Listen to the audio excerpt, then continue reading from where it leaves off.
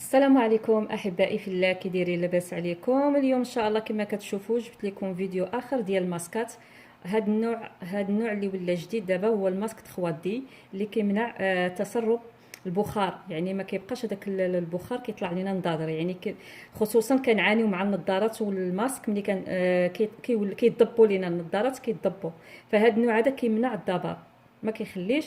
فكاينه هاد الطريقه بحال هكا، وكاينه طريقه اخرى هي بحال هكا تاني كذلك بالبلي كتجي هكا.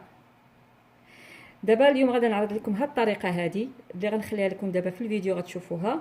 وهذه الا بغيتوا هاد النوع هذا الثاني بحال هكا، هذا قياس كبير وهذا قياس صغير. هذا بالنسبه للوليدات القياس الصغير، وهذا القياس الكبير.